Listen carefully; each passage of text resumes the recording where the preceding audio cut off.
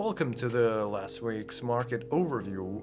In this video, we're going to go through major events that are somehow influencing the market, or the stock market, or any other market, trade in general.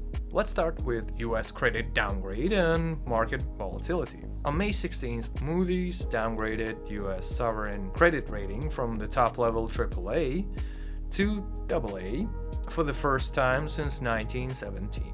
It is worth mentioning that Standard & Poor's and Fitch Ratings, which are major rating agencies alongside Moody's, have already downgraded the US rating in 2011 and 2023 respectively. Moody's stated several reasons for its downgrade decision, such as rising national debt, increasing interest payments, and persistent budget deficits. First of all, the US debt has marked $36 trillion, with Moody's assessment showing it may jump to 134% of GDP in the year of 2035, up from 98% in 2024. Interest payments are also a considerable share of US federal expenditure, presumably increasing to 30% by 2035, up from 9% in 2021. Last but not least, the budget deficit is expected to be around 7% of GDP and even rise to 9% by 2034, with the ongoing increase in tax cuts and spending. Just shortly after Moody's downgrade, the financial market reacted with notable volatility. On May 21st, the S&P 500, Dow Jones Industrial Average, and Nasdaq dropped by 1.6%, 1.9%, and 1.4%. On the same day, the price of US bonds also fell, increasing 30-year Treasury yield over 5% for the first time in 18 months. Moreover, the US dollar index, which is basically the strength of the dollar against other major currencies, also faces fluctuations, yet it is preserving its overall strength.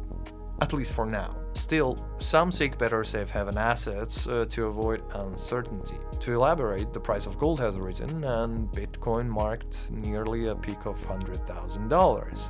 At the moment of taping, it is hovering around $110,000. Moody's downgrade has potential outcomes for the government, consumers, and investors. To begin with, as investors may be hesitant to lend to the government, the US may have to endure higher interest rates on debt due to resulting in increased costs for financing the government deficit. Furthermore, higher treasury yields may also push mortgage and other rates up. Additionally, investors may lose their confidence due to damaged government reputation and high market volatility, increasing risk premiums. All in all, while the market volatility is concerning, the long-term consequences depend on the US government's ability to carry out corrective reforms. Our next event is Bank of England's caution on rate cuts.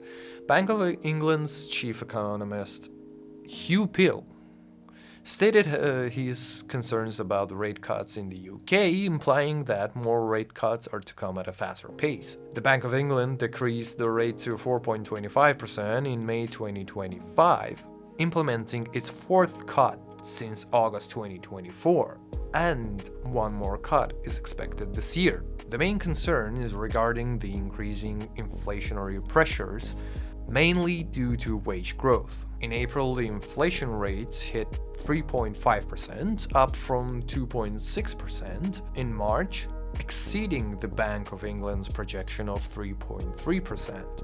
According to Collier, the main drivers of inflation are increasing prices for energy, water, and airfares, along with taxes.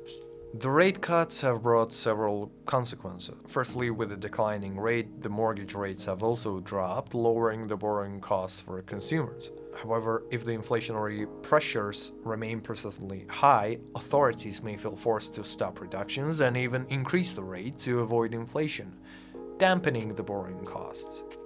This harms certainty in the lending markets. Likewise, the bond market is also experiencing slight shifts, increasing uncertainty.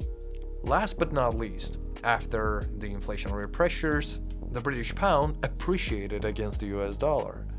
marking the highest rate in the last 3 years. However, the appreciation has not been persistent enough to deal with the inflationary pressures through the decreased import prices.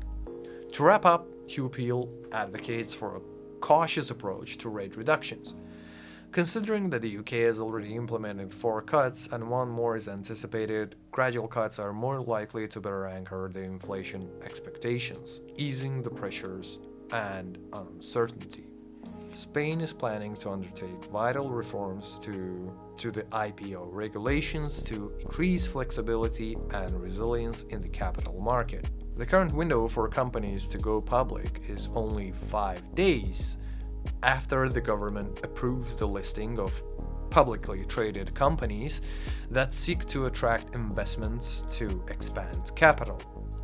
Nonetheless, this period is significantly short when there are volatility and uncertainty in the market, discouraging companies from joining the IPO.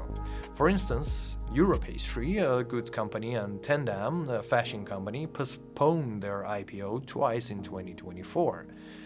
The company stated the reason was market volatility due to geopolitical uncertainties such as the US election. The new rule will make it available for companies to wait for profitable market conditions with an 18-month window.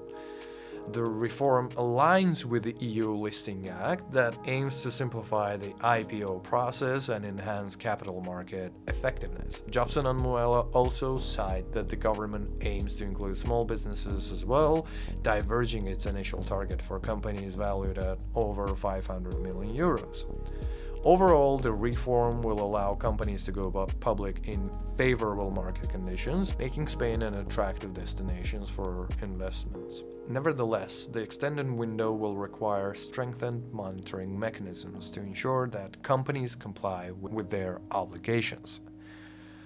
And that's going to be it for today. If you like this video, please do like and subscribe and leave a comment on what you think about what has happened in the last week. In the last week's market overview. And we're gonna see you next week. Thank you and goodbye.